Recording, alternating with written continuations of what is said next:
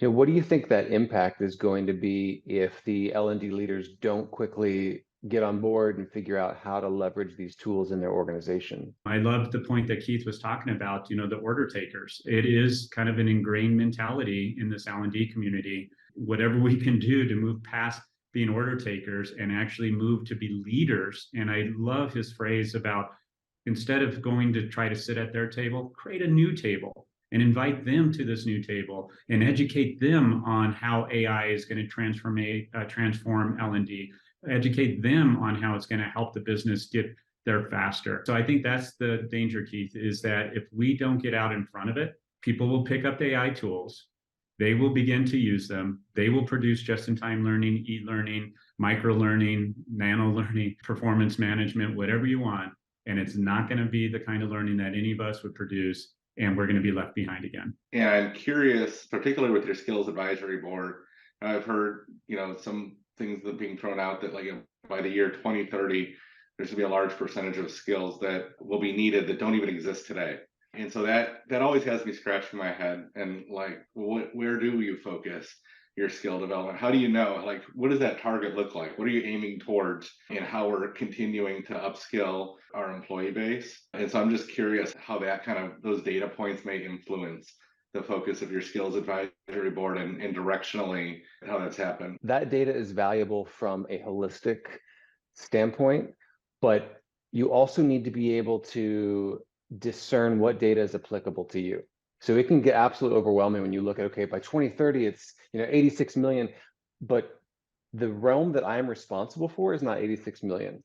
So if each of us, each learning leader, each L&D practitioner takes accountability for our area, that's how we're going to be able to achieve at least somewhat of a success in that transition. But it's when we take a step back broadly and we look at these numbers, it's more like, oh my gosh, that's so massive, I don't know what to do, or that's not my responsibility. The reality is every single organization that exists today is going to be impacted. One of the myths is notion of half-life of skills. Not all skills are created equal. There are some, like leadership, communication, critical thinking. They do not decay. They're very consistently needed in short supply and in great demand. And then you have other things. Keith picked the perfect example, prompt engineering, which is booming right now. It's like a tech stock, but it's in my opinion, likely to crash and burn just as quickly.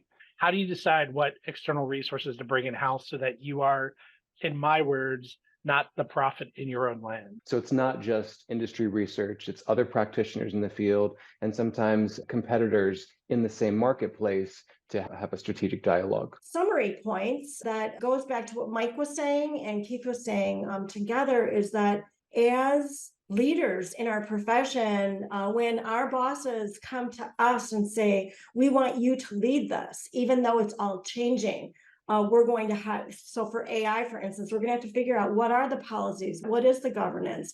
Even if we don't have that all nailed down, we're going to have to ask the tough questions.